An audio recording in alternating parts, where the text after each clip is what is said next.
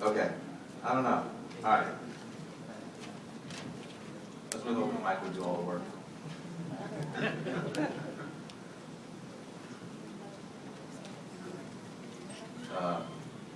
Anyways, welcome to the Oklahoma Video Game Development Panel.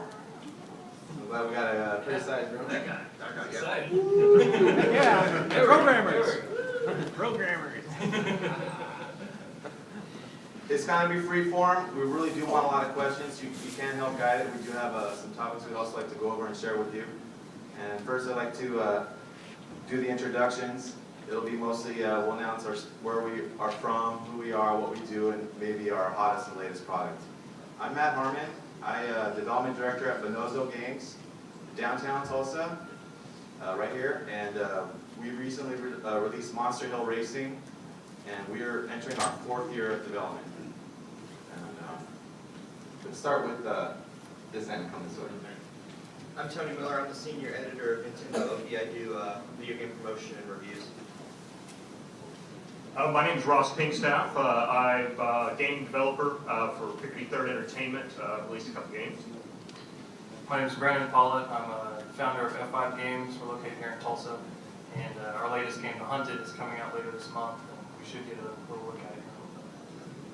My name is Roger Mailer. I'm a professor at the University of Tulsa, and I teach game development. I'm Rayna Behl, and I'm an artist for his game. I'm Brady Wright, founder of Above Me on Software, and we actually have our kind of more hardcore game brand, which is Tekton Games, is actually announcing a new adventure called Headroom that was announced today, and we're going to be seeing a trailer of it here momentarily. Okay, great. Let's start with the trailers, if you don't mind.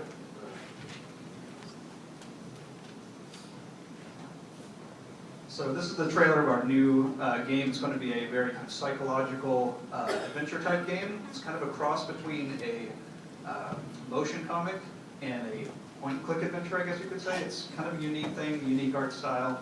I hope you like it.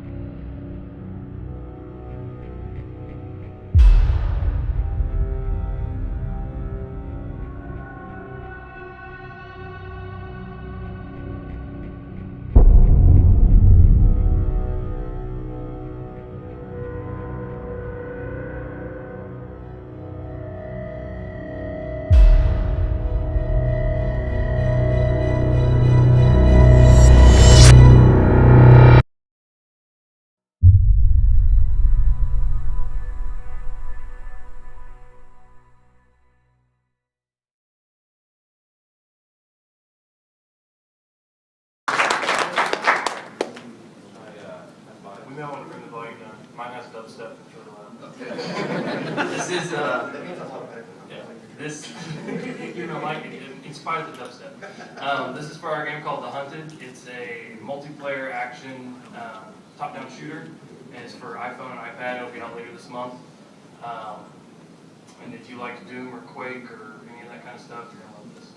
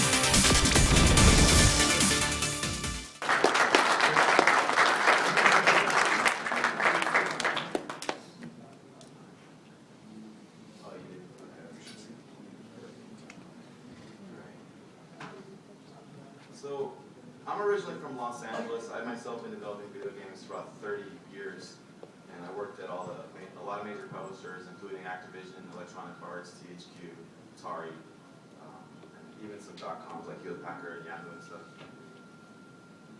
I started a game studio here in Tulsa, and it's a lot different, like, it's lighter, let's say, to say the least. So the first question I'd like to ask the panel is about that.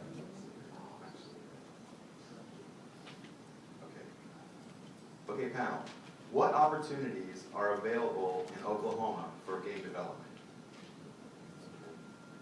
Just chime in whenever you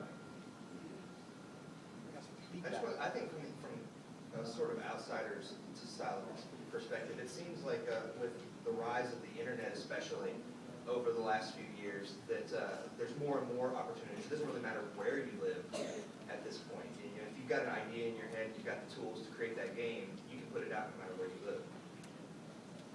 And I would completely agree with that. I've worked with people from around the country and never really left my office. It's really great that all this technology that we have, a lot of tools out there for collaboration, a lot of ways to communicate, and low cost of living here is really nice too. Yeah, I think, to second all that, but also, I think that there's been we definitely don't have the same level of opportunity or same level of community that they have in some of the other areas of the country, but I feel like people are really starting to try and build that here, and so you're starting to get some of that level of community and level of support. I know that TU now offers classes around game development. RSU has game development classes that are available. So even higher education is getting involved. There's a lot. I think we're building that community and those opportunities now, but it takes people to be here working on these things to make that happen. Well, I think there's a lot of hidden talent around in Tulsa too. So, I mean, who would have guessed somebody like Matt Harmon would show up here? And surprisingly, if you look at the top 10 or top 25 game development universities in the country, Oklahoma Christian in Edmond is number 14 on the list. So, combined with the low cost of living, I think the entrepreneurial spirit we have in Tulsa, there's a lot of opportunities to step into like app development and really make a name for yourself. I would say with things like Steam Greenlight, the various mobile stores like the Apple App Store, the Google Play Store, those are wide open. I mean, with Apple, you spend $100, you become a licensed developer for the App Store, and that's all you have to do. So if you can actually produce a product that you can distribute that way, I mean, there's really nothing holding you back for having an opportunity. Obviously, it's nice to have a paycheck, but if you're one of those kind of like starving artist guys, but you have a passion, then it's really easy to jump in and get started. Okay. So this next question is similar, but maybe it'll spin off some other thoughts.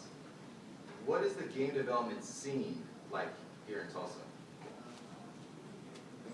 I've actually found there's a lot more people in this area than I originally thought, because I try to make connections with a lot of video game developer people, because I like to get the word out about those smaller projects. And I've found with different websites like OK Game Dev, I think it's okgamedev.com, there's a lot more people in this area than I had originally ever thought was possible, being in a smaller city like Tulsa compared to someplace like Los Angeles or New York.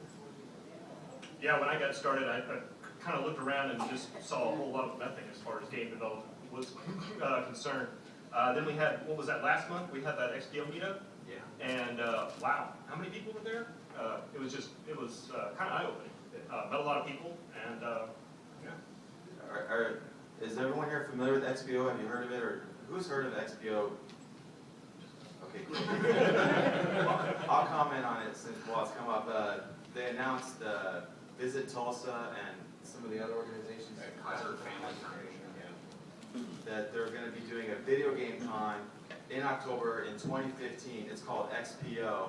You should follow it on Twitter or Facebook so you can get all the news, but it's supposed to be the largest video game con in Tulsa of all time starting next year. Similar to this, but more of like an E3 slant. If you're familiar with E3, I hope you guys know. What's XPO? Yeah, XPO. The Twitter is Gamer XPO, Gamers XPO. So, you know, there are small groups that have started up. Matt Harmon and I, for instance, have just started up a group for building games called Tulsa Game Masters. You can find us on Facebook. For 3 years now, I've run an event called the Harmon Gaming Expo, which is really focused on high school students, on college students. We bring them in from all over the state, and they show off games that they've made. So it's kind of starting at that indie level and getting these people interested in developing games, and then encouraging them to form companies and further those games here in Oklahoma. Yeah, the Heartland Gaming Expo is in the summertime. It's April. And so that'll be coming much sooner than the XPO or, Actually, it'll be here, right where you're sitting. yeah. I definitely would recommend following that one because it's coming up. I know I've connected with a lot of other people in the local game scene just through Meetup. There's a Oklahoma Game Dev Meetup. I think I've met you there. We're all veteran there, yeah. Yeah, okay, that's right, yeah. You can meet a lot of fellow like programmers, artists, people like that. Actually, we actually met through like social media, I think it was. So you never know how it's going to work out, but yeah, there are lots of people who seem to be interested either from the art side, the programming side, the design side, all throughout Oklahoma. It is a little harder to find them than like say San Francisco or something like that, but there are a lot of ways to get connected, like Meetup and like the things that these guys are talking about. Yeah, and that's the biggest meetup I think right now. That's originally hosted by Goldfire and Digital Tutors. And who here knows about that meetup? Just the one. It's in Oklahoma City. So that's why we have Tulsa Game Masters here in Tulsa. We just started to almost fill in that need of people that want to meet and talk about game development, build teams, learn skills. So I want to comment that there's no AAA game studio here. In Los Angeles, where I'm from, there's dozens, and here there's 0. So there's not really much Xbox One, PS4 development going on, and it's a problem, especially for someone like me that's trying to make a business larger, create more jobs. When Roger's students graduate, they need a place to go. That's why we're kind of having this panel, just kind of like share light, and it doesn't necessarily have to solve any problems right now, we're just talking about where we're at. So one other thing I want to note is there is a very strong industry in Tulsa around serious games, what they call serious games. And these would be like commercial grade and military grade simulation technology. So there are companies out there like SimStar employs 300 people. They build military and commercial flight simulation technology. Flight Safety is another company. L3Com. There's 9 companies just in Tulsa that focus on the serious game. So that's also an avenue for game development. Yeah. Video games and simulation, whether it's government contract or corporate, there's always been a little marriage there. There's always been some crossover. There's always been underpinning. The games usually are more progressive as far as the quality of the imagery. The simulators are often more based on the requirement of getting actual physics so they can test models. Yeah, hardware-based. It's a very cool hardware-based simulation. All right, let's try a new question here.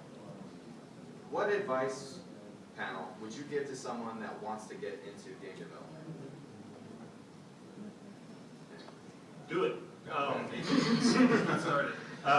There's never been an easier time to do it. If you know a programming language, I guarantee you there's a gaming library in it. If you don't know a programming language, there are a million tools out there for people specifically that don't know how to program to go out and make games. If you want to do it, there's really no excuse. Agreed. Yeah, there are engines out there like Unity. I teach Unity to high school students and after-school sessions in the local Tulsa area. It requires very little scripting knowledge in order to get something done, and there's a huge amount of examples and documentations. You take their basic game and then you morph it into something that you want it to be. In addition to that, there's a lot of visual scripting. So if you're not a programmer but you say had a really interesting game concept you want to prototype. There's stuff like Playmaker, UScript, some other visual scripting solutions for Unity. Everything can be very visual, very intuitive, and you can prototype your idea really, really quickly. Is there anyone in the audience that has any questions about this, about how to get into game development, whether for themselves or their kids or anything like that? Okay. So you go for it. If somebody is wanting to get into games and they don't know a language, other than using one of the non-language tools, what language would you recommend that they get into? Who wants that? It really depends on what you want to do. Are you looking to build like apps for mobile? Or are you looking to build like a serious 3D sort of game? There's a lot of different tools out there, a lot of different platforms that you can actually get into. I look at it kind of like, what tool do you use to fix your car? Well, it depends on what's wrong with it. But there are a lot of great multi-platform things out there now, like Unity and Hacks. It just depends. I can actually offer an opinion. I would say that the two kind of gateway drugs, if you will, for programming, if you want to get into something like Unity or even Unreal or something, I would say JavaScript or C#. JavaScript's a little bit lower hurdle to get into because it's not as strict as C# is. So you may want to try that because you can also find a lot of resources online for like tutorials and things like that. But I would definitely try to move towards C# because that's something that you can use in a lot of different engines. I know what's called Xamarin. It used to be called something else, and you can do apps with that as well. All cross-platform with the .NET library. So. Roger, don't you teach your students Java primarily? So yeah, we actually use Java as our main programming language for 2D games, and then when we go to 3D games, we switch back and forth. Some years we use Java, some years we actually use the Unreal Development Kit, which has its own language, the Unreal Script language, and they've actually made that a lot easier. You can go in and make levels and create basic actions in the game using a visual editor that requires no scripting at all. So, just getting your foot in the door, again, get out there and just try to build things. And then what you're going to find is, I need to learn this to create this effect, right? And that's where you can go.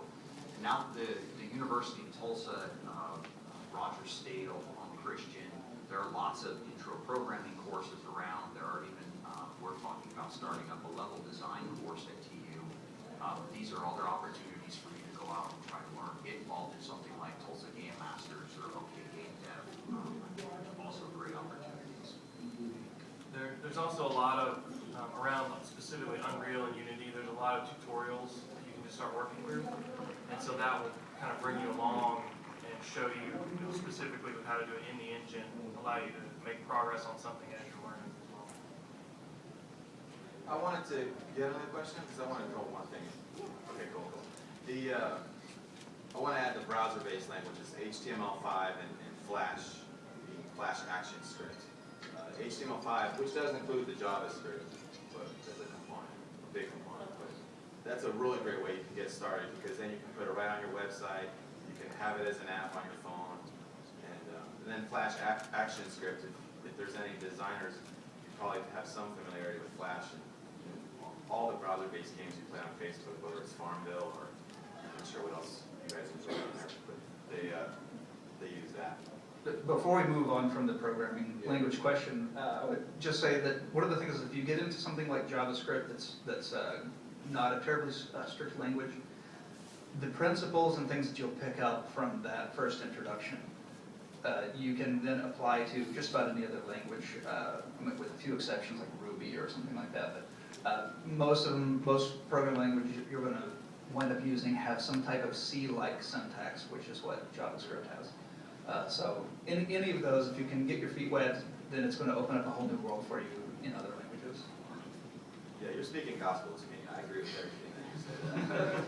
In fact, I would even add that C++ to me is the dominant video game programming language for anyone really serious. And then that has this layer called object orientation. If you're not a programmer, you probably won't know what that means, but you'll have to learn how to write code that isn't really a hack, let's say.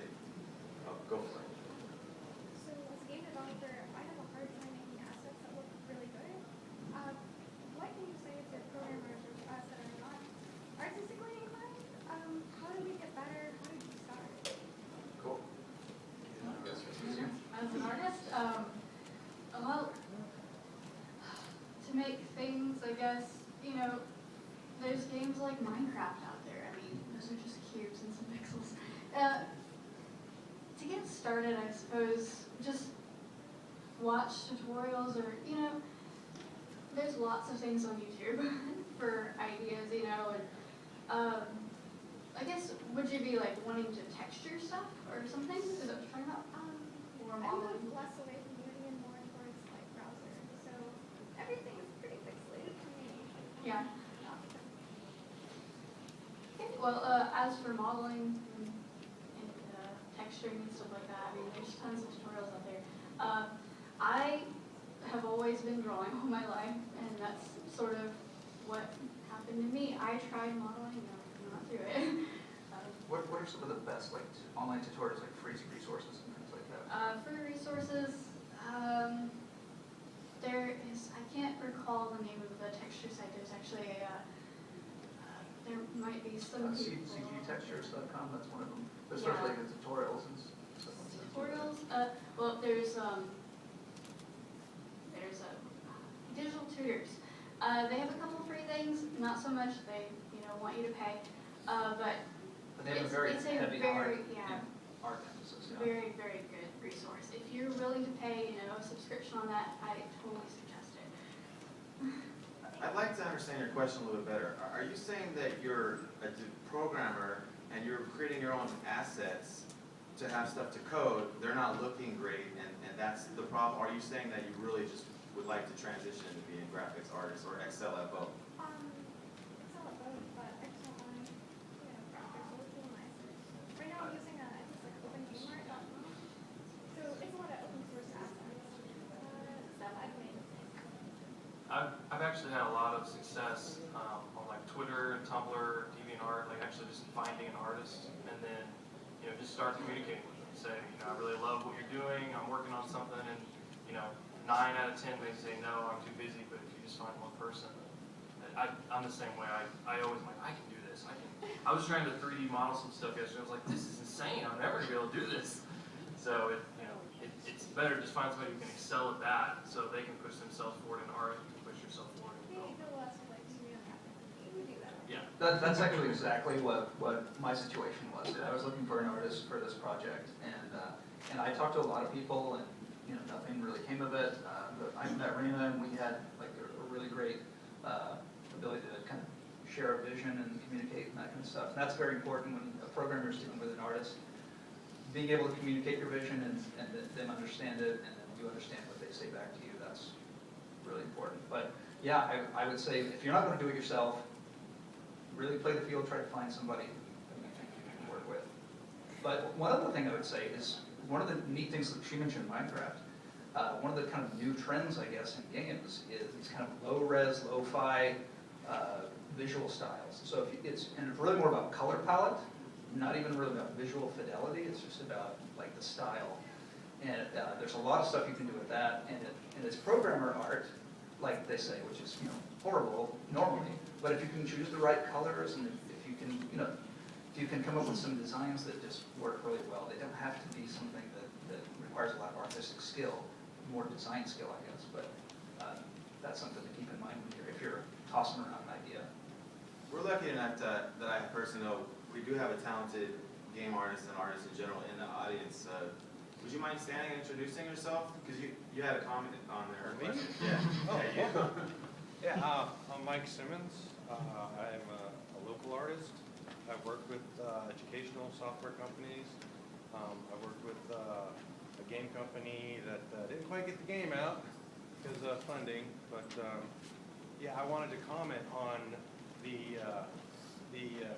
sorry, in no way am I disrespecting any programmer. Please don't take it this way. But Yeah, very small. I run into this so much that it's like, I can do both because you just draw. My kid brother can do this. He's got Photoshop.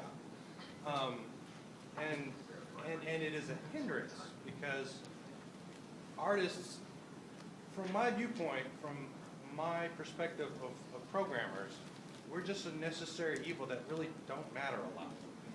That our talent is like, oh, well, anybody can use this or anybody can do it, when there's a lot that goes into it.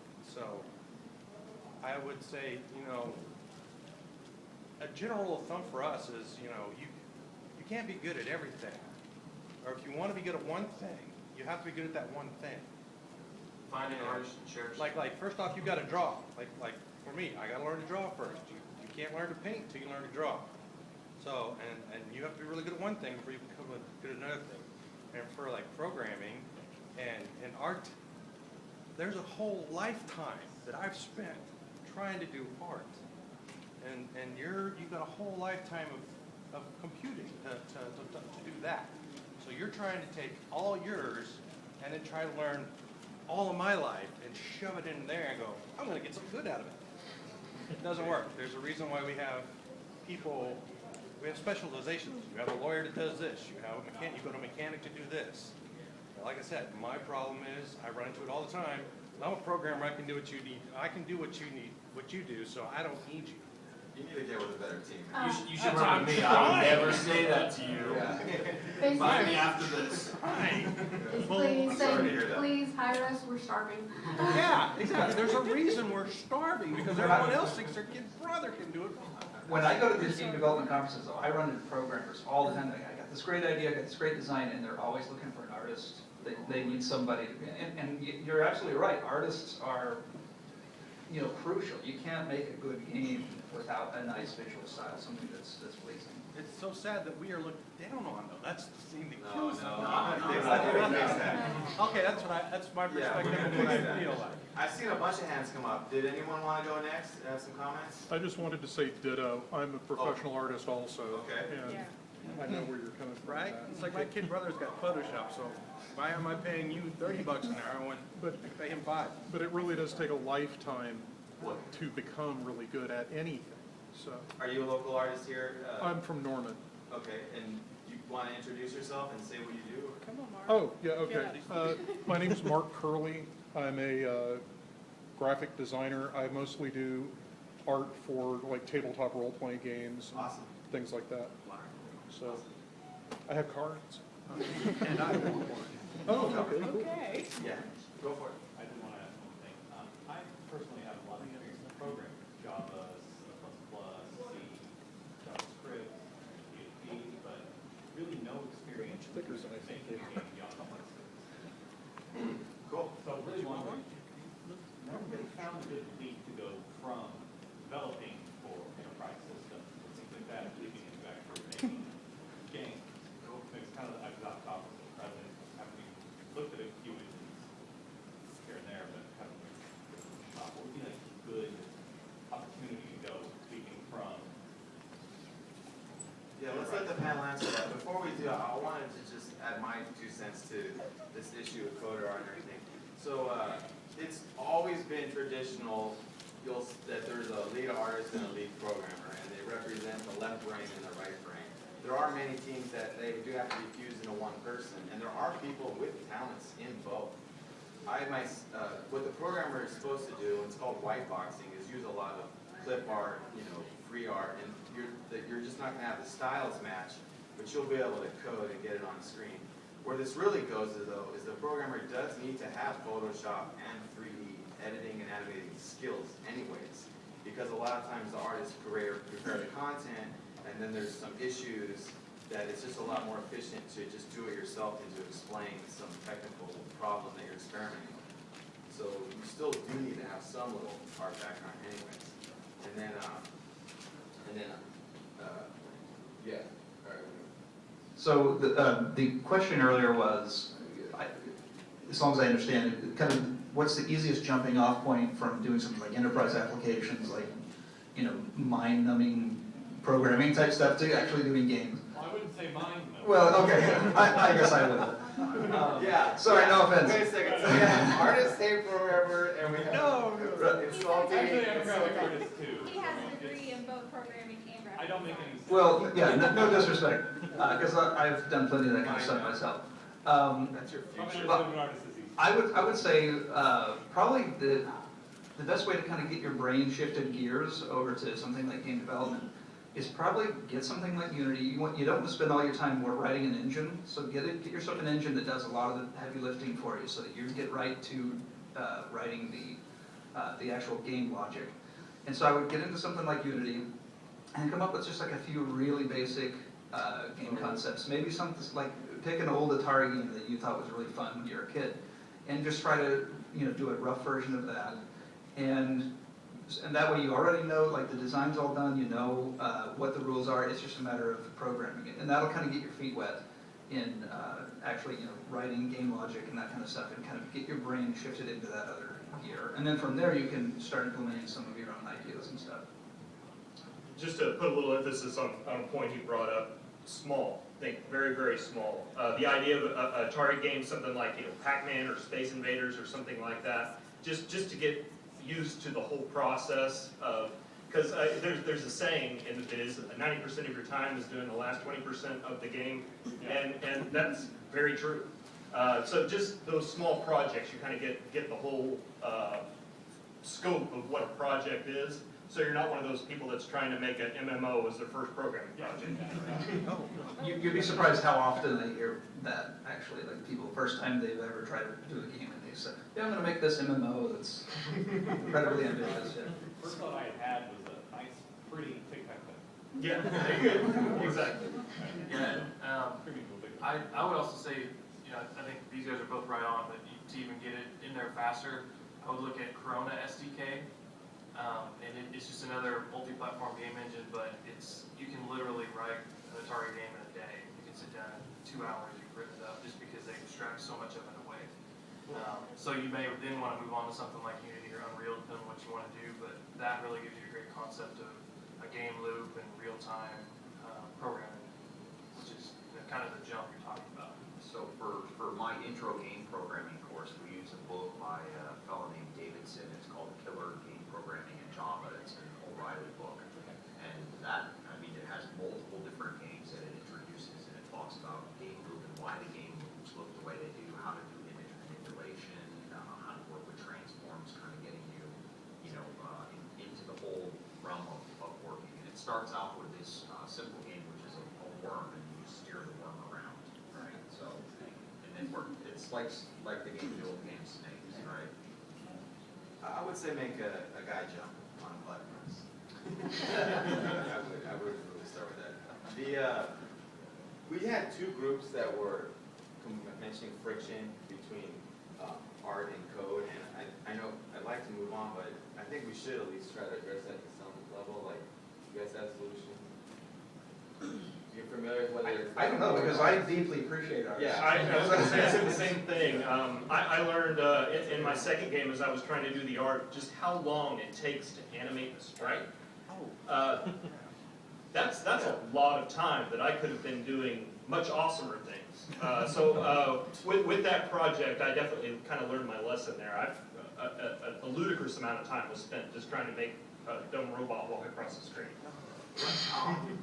Do you have a comment or a question? Yeah, so where do you look for your artists, or where would be the place for artists to go to put their work out? They hide under rocks, I hear. Well, on one of my first projects a couple of years ago, one that never actually came about, I put a post on a forum that said I was looking for an artist, and I also put one that said I was looking for a musician, and I still get emails to this day from artists and musicians both from all over the world inquiring about whether I'm hiring. But so they're out there. You just kind of gotta look for them. Also, we won't come to you because we're scared. Put yourself out there as the invitation that you're looking, and then. Did you have a comment or question? Well, Sure. actually, I was just going to comment on his comment. But the reason why I'm here is I have two friends who are actually great artists. In fact, one of them did most of the commercials for Buffalo Hot Jewelry. I'm sure, unless you've been there a lot, he's a lightspeed. I don't know what he's in currently. I was actually going to ask you if you guys are looking for people. Yeah, well, I mean, yes, first of all, but we need to, you know, like with the Tulsa Game Masters review, we need to kind of make that a wider invitation and have artists come in. So that they can match, Yeah. like, the need versus the skill. Because not every artist and every developer are gonna mesh and work well together. And so, you know, and that's when you get into this situation where there's friction, because it's like, I told you I needed, you know, a guy with red pants and a green shirt, and you did the complete opposite, and well, it looked better this way. And, you know, it's just a personality thing. It's not, you know, because they're programmers and artists, it's just not everybody can work together. I want to move on. That's some practical advice on that. Like, this problem has always existed. In fact, a lot of studios have programmers and artists in completely separate rooms. So the way that we fix it is there's a third job, the producer, the project manager, and then there's a person that cares more about the entire goal than their immediate focus, and that person should find a way to appease everybody. The other thing I would say is there are now traditionally much more artists than programmers on a team. Let's say a 3-to-1 ratio. Like the content is king, and because of that, that just kind of proves the value of the content. So if you're not getting treated right, whoever's running your project has got it backwards. The artists are actually kind of more important because they are what you look at in a lot of ways. All right, let's go to something here. One thing I was going to say too is we're talking a lot about programmers and artists, but there are a lot of other aspects that go into, depending on the game genre. You have people who maybe are good at writing. You write stories. I mean, games with really good stories are great games. You have audio engineers, you have musicians, composers. So there are lots of other aspects to game creation too. So if you're in here and you're interested in the game industry, getting into the game industry, and you have a talent that fits somewhere in there, try to connect with other people who are interested in making games and see if you have a shared vision and see what you can do to kind of contribute to a project. And that's my soapbox I use a lot. You guys know me more. I'm always like trying to tell people quit thinking it in terms of programming and art, because I actually really recommend the business administration aspect of it, the financing, the promotion, the kickstarting, the project management, the producing. Go ahead. I was going to ask, like, you know, I know it takes a team to build a project. I was like, how many different jobs are there in there?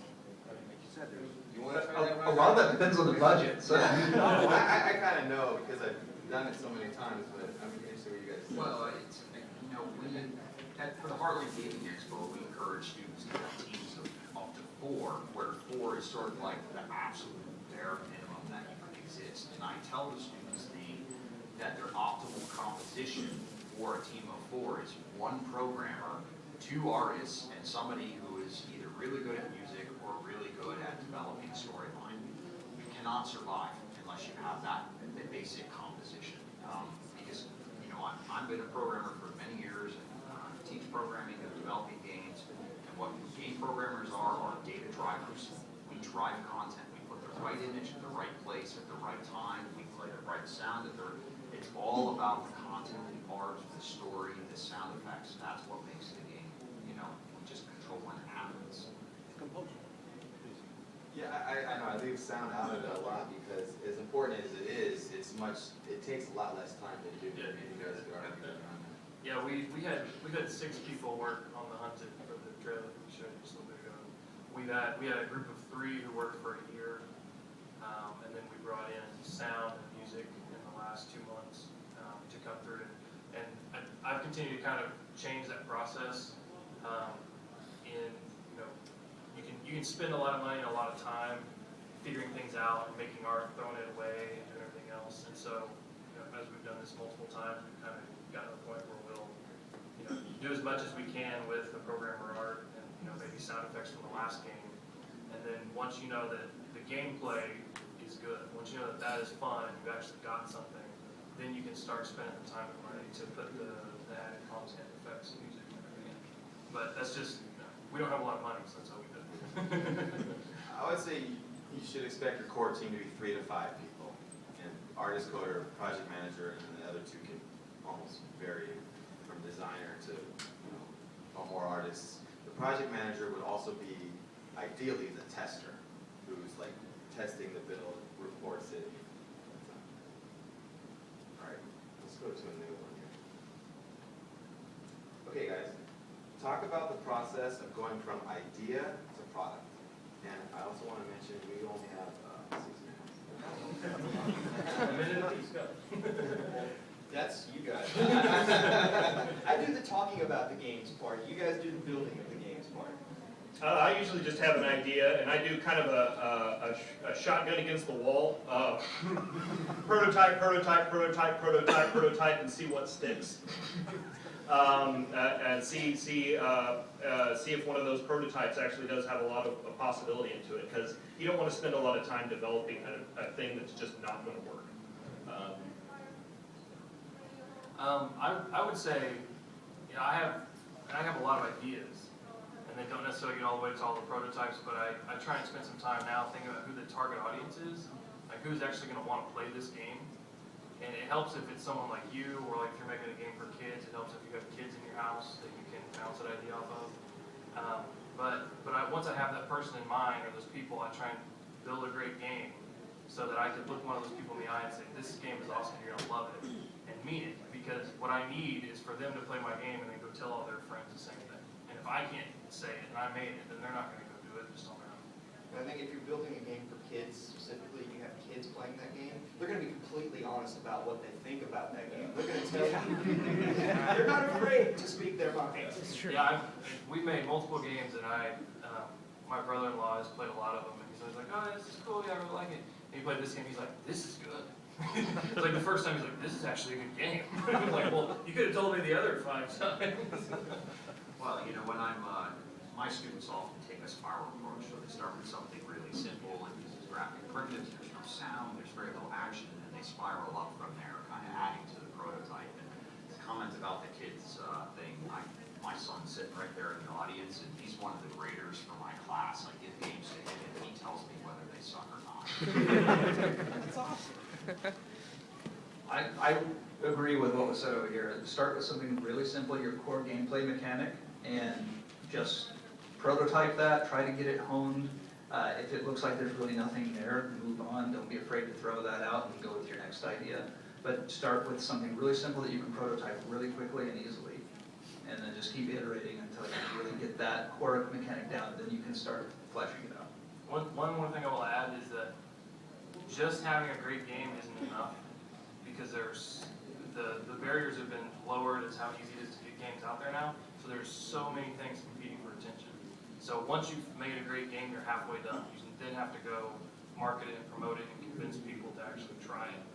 And that's why I think it's important to think about who that market is before you start, so that you know when you're done, these are the people I need to go talk to. These are the websites I need to know about my product. I talk about the topic of idea to product like a lot. It's one of my favorites. I pretty much just want to tell everyone, don't even make a game. Spend 5 years designing it on paper. That's the way I look at it, because to have a hit, you got to know the difference between a good idea and a bad idea. And if your idea kind of just came from, like, you played a game and you thought if it had this one extra feature, it'd be so much more awesome, I don't think you're going the right direction. You'll, yeah.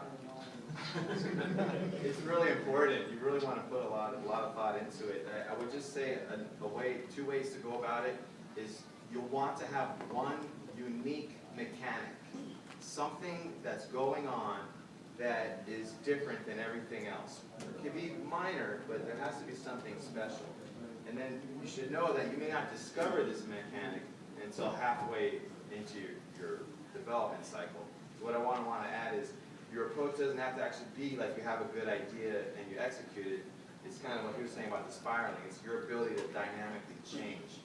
I mean, would you be willing to go from your 3D MMORPG game design to a turn-based board game simulator? And even though you could do it by just changing the camera, for example, would you want to make that change? We don't have a lot of time. I wanted to find out if there's anything from the audience. Oh, yeah. What kind of advice would you give someone that was interested in becoming a game tester, and what kind of experience do they need to have?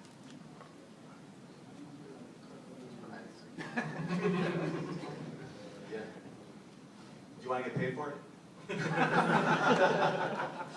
Yeah, if you don't want to get paid for it, take my card. I think a lot of independent developers are really looking for people, even if they're not going to be, getting paid for testing their game, are just looking for people that will, try to break it. If you know somebody that's making the game, email and say, hey, I'm interested in this. There's probably a good chance that they're going to say, yeah, I'll let you mess around with the game a little bit and give us your feedback.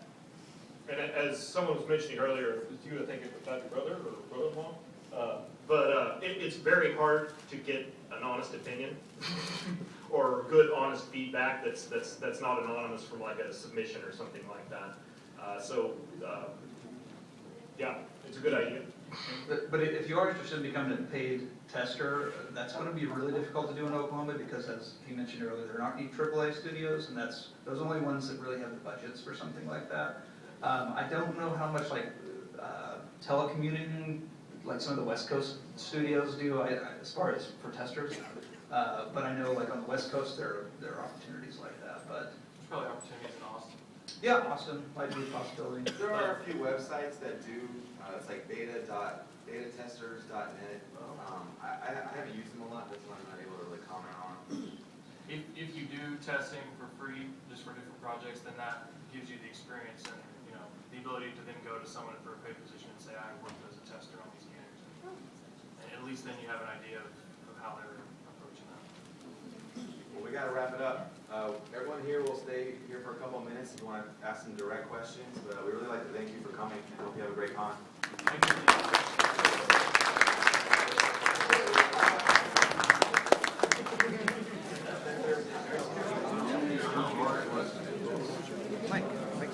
Mark Curley. Nice to meet you, Mark. Thank you for the card. Oh, thanks for taking it. It's nice to, it's someone on our side of the fence, It's so rare. It really is. And your name is? Oh, Daniel Poole.